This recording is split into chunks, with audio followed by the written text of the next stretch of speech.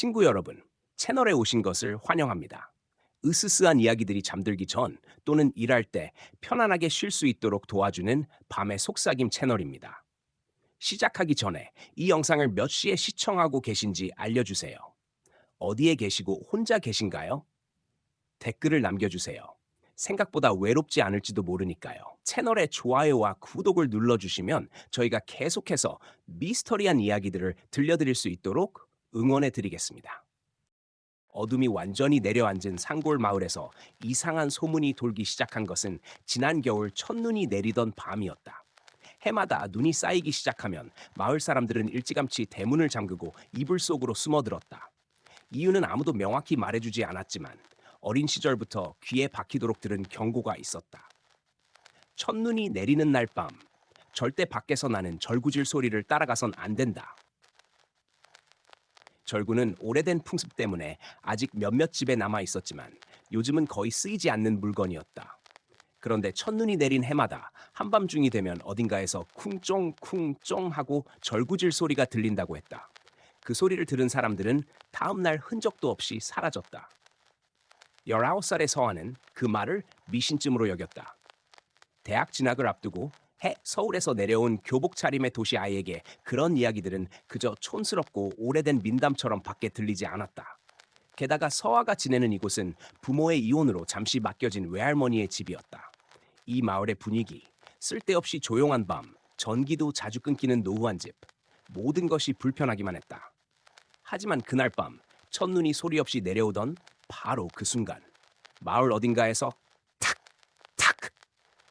하는 둔탁한 소리가 울려 퍼졌다. 처음엔 바람 때문이라고 생각했다. 혹은 옆집의 오래된 대문이 흔들리는 소리일지도 모른다고. 그러나 소리는 일정한 간격을 두고 끊임없이 이어졌고 점점 더 가까워지는 듯했다. 서한은 자신도 모르게 창문으로 다가갔다. 바깥은 이미 눈으로 덮여 있었고 달빛이 모래알처럼 반짝였다. 그런데 그 고요한 풍경 속 골목길 끝 어둠 저편에서 흰 옷을 입은 누군가가 가만히 서 있는 것이 보였다.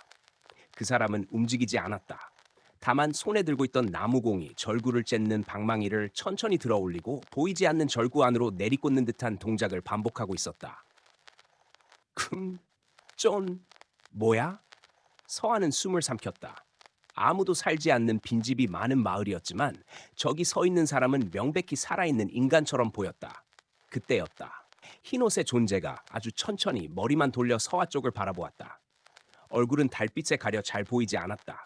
하지만 눈이 없다는 것은 분명히 알 수 있었다. 빈 구멍처럼 보이는 두 눈자리는 까맣게 꺼져 있었고 그 사이로 밤바람이 스며드는 듯했다. 서한은 반사적으로 뒤로 물러났다. 심장이 미친 듯이 뛰었다. 그 순간 마치 들린다는 듯 마을 어딘가에서 할머니의 떨리는 목소리가 들려왔다. 서아야, 창문에서 떨어져. 그건 사람이 아니다. 그러나 이미 늦어 있었다. 흰옷의 존재가 한 걸음 또 한 걸음 창문 쪽으로 다가오기 시작한 것이었다.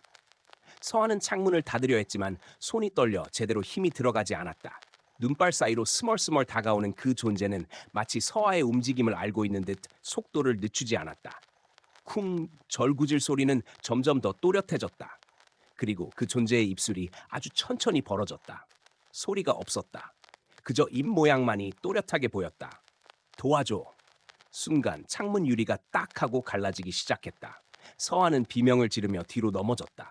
그 직후 방 안이 갑자기 싸늘하게 식었다. 누군가 바로 옆에서 숨을 들이쉬는 듯한 소리까지 들렸다. 서한은 고개를 돌렸다. 그리고 숨이 멎을 뻔했다. 바로 자신의 뒤에서 젖은 머리카락을 늘어뜨린 어떤 여자가 앉아 있었다. 그 여자는 입가에 피를 붙인 채 공이를 두 손으로 꼭 쥔 모습이었다. 그리고 방 안에 있을 리 없는 절구가 서아의 발치에 놓여 있었다. 여자가 고개를 들었다. 눈이 없는 두 눈자리가 서아를 향했다.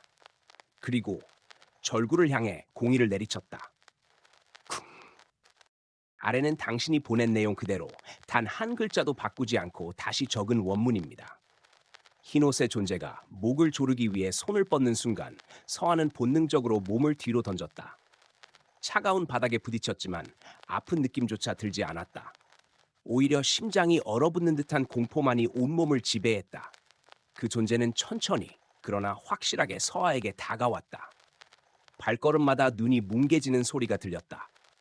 창고 같은 환시 속 공간은 점점 더 축축해지고 어둠은 깊어졌다. 서아는 엎드린 채 기어가며 외쳤다. 저리 가! 나는 아무 짓도 안 했어. 그 존재는 고개를 기울이며 서아를 바라보았다. 눈이 없는 얼굴에서는 아무 감정도 읽히지 않았다. 하지만 그 빈 눈구멍 속에서 검은 연기가 뿜어져 나왔다. 여자가, 절구질을 하던 무당 같은 여자가 갑자기 서아와 그 존재 사이로 끼어들었다. 멈춰라! 흰옷의 존재는 마치 보이지 않는 힘에 밀린 듯 몇 걸음 뒤로 물러났다. 여자는 서아를 감싸며 말했다. 넌 아직 공룡의 일부가 아니다. 아직은? 서아는 숨을 몰아쉬었다. 왜 나예요? 왜 하필 나를?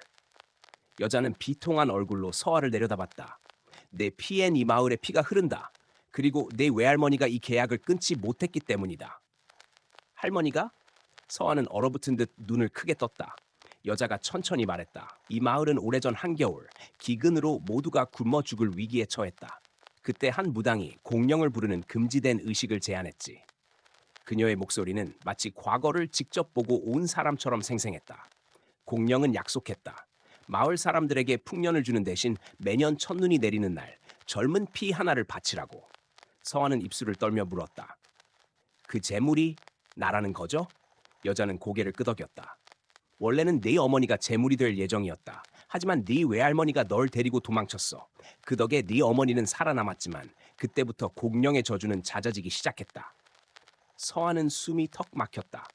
할머니는 매년 그 계약을 막기 위해 의식을 치렀다. 하지만 올해 할머니는 더 이상 버틸 힘이 없다. 여자의 표정이 무겁게 가라앉았다. 그래서 공룡은 널 찾은 거다. 갑자기 창고의 어둠이 크게 흔들렸다. 수많은 목소리가 한꺼번에 울려 퍼졌다. 배고프다. 재물을 내놔라. 젊은 피를, 젊은 살을.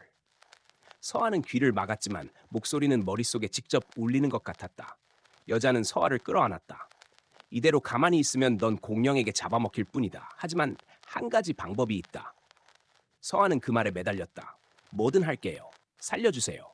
여자의 눈이 없는 눈구멍에서 흐느끼는 듯한 소리가 흘러나왔다. 공룡이 깃든 절구를 부수면 된다. 하지만 그 절구는 이 세계와 저 세계 사이에 숨어 있어 살아있는 사람은 찾을 수 없지. 그럼 누구에게 찾으라는 건데요? 여자의 입가에 희미한 하지만 슬픈 미소가 번졌다. 나 같은 죽은 자들이다. 순간 창고의 벽이 비틀리면서 균열이 생기기 시작했다.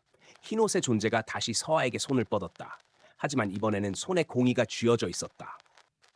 공이의 표면에는 말라붙은 검붉은 얼룩이 끼어 있었다. 여자가 외쳤다. 서둘러 절구가 나타난다. 창고 바닥이 갈라지고 그 틈 사이로 피범벅이 된 절구가 천천히 떠올랐다. 절구 안에서는 무언가 꿈틀대는 소리가 났다. 마치 사람의 심장이 뛰는 소리처럼. 쿵쿵. 서아는 공포에 질린 채 뒤로 물러났다. 여자가 서아의 손을 덥석 잡았다. 절구를 부숴. 그게 네가 살 길이야. 하지만 어떻게? 말이 끝나기도 전에 절구에서 검은 팔이 튀어나왔다. 그리고 서아의 발목을 움켜쥐었다. 악! 서아는 비명을 질렀다. 검은 팔은 마치 늪처럼 끈적했고 차갑고 사람의 것이 아니었다. 여자가 공이를 빼앗아 서아에게 쥐어주며 외쳤다. 지금이야. 서아는 절구를 향해 공이를 치켜들었다. 그러나 팔에 힘이 들어가지 않았다. 심장은 미친 듯 뛰었고 온몸이 떨렸다. 그때 어디선가 들려온 목소리. 서하야. 서아는 그 목소리가 누구의 것인지 단번에 알 수 있었다. 할머니였다. 절구를 부숴라. 늦기 전에. 서아는 이를 악물고 공이를 높이 들었다. 흰옷의 존재가 날카로운 비명을 지르며 달려들었다. 여자가 그 존재를 아래는 당신이 보낸 그대로 단 하나의 글자도 바꾸지 않고 복사한 원문 전체입니다. 공이가 절구를 내리친 순간 끔찍한 파열음이 울려 퍼졌다. 절구의 표면에 금이 번개처럼 퍼져나갔고 그와 동시에 바닥을 움켜쥐고 있던 검은 팔이 비명을 지르며 사라졌다. 그러나 모든 것이 끝난 것 같았던 바로 그때 절구 속에서 무언가가 터져나왔다. 검은 연기, 잘린 손가락 같은 조각들, 그리고 울부짖는 얼굴 형태들이 뒤엉켜 하나의 거대한 덩어리로 뭉쳐졌다.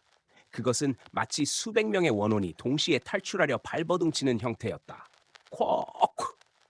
굉음과 함께 어둠이 폭발했고 서아는 몸이 뒤로 날아가 벽에 부딪혔다. 숨이 턱 막혔고 시야가 흔들렸다. 흰옷의 존재는 고통에 몸부림치며 뒤로 밀려났다. 눈이 없는 얼굴이 찢어지듯 갈라지고 그 틈에서 검은 액체가 쏟아져 나왔다.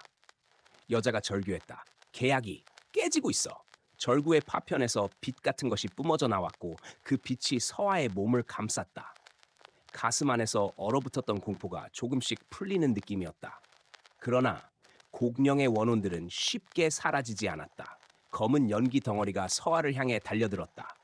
너는 우리의 재물이다. 젊은 피를 바쳐라. 계약을 지켜라. 서아는 온몸을 웅크리며 비명을 질렀다. 그만. 나는 아무것도 하지 않았어. 그 순간 앞을 가로막는 누군가의 그림자. 할머니였다. 아니다. 할머니의 모습처럼 보이는 존재였다. 흐릿한 윤곽, 허공에 떠있는 형태. 그러나 분명히 할머니 목소리였다. 이 아이는 내 손녀다. 너희가 데려갈 수 없다. 검은 원혼들이 포효했다. 계약을 어긴 대가다. 한 사람은 반드시 바쳐야 한다. 할머니의 형상이 천천히 서아를 안았다. 따뜻했다. 살아생전 할머니가 안아주던 그 느낌 그대로였다. 그리고 조용히 말했다. 걱정 마라. 서아야. 대신 내가 간다. 할머니, 안 돼. 안 돼요. 서아는 손을 뻗었지만 닿지 않았다. 할머니의 몸은 점점 흐릿해지고 있었다. 검은 원혼들이 할머니 쪽으로 몰려들었다. 그 순간 바람도 멈춘 듯한 정적. 그리고 할머니의 마지막 한마디. 살아라, 서아야. 강렬한 빛이 번쩍 창고 전체를 뒤덮었다. 어둠도, 원혼도, 기괴한 존재들도 모두 흩어져 사라졌다. 서아는 눈을 떴다. 자신의 방이었다. 하지만 창문은 금이가 있었고 바닥엔 눈이 소복이 들이쳐 있었다. 밖은 아직도 첫눈이 내리고 있었다. 그리고 할머니의 방. 문이 반쯤 열려 있었고 방 안에선 인기척이 전혀 느껴지지 않았다. 서아는 천천히 다가갔다. 방 안은 너무 조용했다. 할머니는 침대에 조용히 누워 있었다. 숨은 이미 멈춰 있었다. 서아가 손을 뻗어 할머니의 손을 잡자 손끝이 차갑게 굳어 있었다. 할머니. 눈물이 터져 나왔다. 그때 할머니의 베개 옆에서 딱한 무언가가 굴러 떨어졌다. 바로 전통 나무공이, 절구질할 때 쓰던 그 공이었다. 하지만 이상하게도 공이엔 검은 얼룩이 남아 있었다. 서아는 뒤로 물러났다. 설마. 그때 창문 밖에서 딱쾅 하는 소리가 들렸다. 서아는 숨을 멈췄다. 절구질 소리였다. 하지만 단 한 번만, 그리고 아주 낮고 기묘하게 익숙한 목소리가 속삭였다. 걱정 마라. 서아야. 이젠 끝났다. 눈물을 닦으며 창문을 보자 바깥엔 아무도 없었다. 눈송이만이 고요하게 떨어질 뿐 서아는 공이를 바라보며 조용히 속삭였다. 할머니, 감사해요. 그러나 그 순간 바닥에 놓인 공이가 아주 미세하게 스스로 움직였다. 그리고 서아의 발치로 굴러왔다. 또각. 서아는 숨을 삼켰다. 창문 밖에서 다시 아주 멀리서 절구질 소리가 들려왔다. 쿵쾅. 이번엔 누군가 새로운 재물을 찾는 듯한 끝나지 않은 울림이었다.